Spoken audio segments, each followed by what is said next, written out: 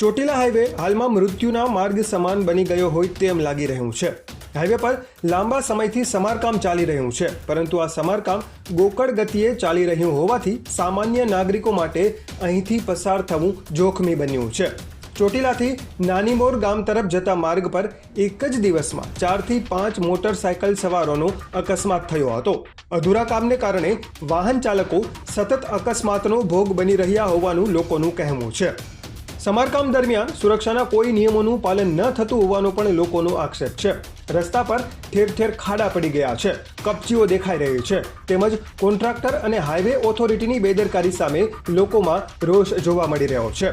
આસપાસના ગામ લોકોનું કહેવું છે કે જે ગતિએ કામ થવું જોઈએ તે નથી થઈ રહ્યું અને તેને કારણે નિર્દોષ લોકોના જીવનું જોખમ ઊભું થાય છે।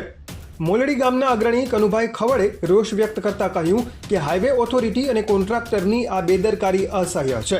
આ કામગીરી વહેલી તકે પૂર્ણ કરવામાં નહીં આવે તો આગામી દિવસોમાં ગામ લોકોને ઉગ્ર આંદોલન કરવાની ફરજ પડશે। કોન્ટ્રાક્ટરની મનમાનીના કારણે વાહન ચાલકોના જીવ સાથે ખેલ રમાઈ રહ્યો છે, તે હવે નહીં ચલાવી લેવામાં આવે। હાઈવે પર દરરોજ બની રહેલી અકસ્માતની ઘટનાઓ છતાં તંત્ર હજુ પણ કુંભકર્ણની નિંદ્રામાં હોય તેવું લાગી રહ્યું છે।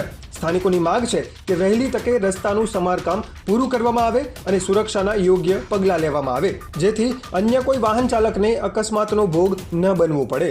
લઘુભાઈ દાદલનો અહેવાલ, ચોટીલા।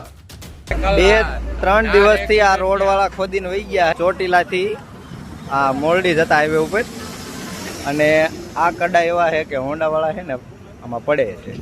અત્યાર થયું તા 4 એક્સિડન્ટ થઈ ગયા। અત્યારે છે ને આ બીજું એક્સિડન્ટ થયું, આ બીજો હોન્ડા વાળો પીડ્યો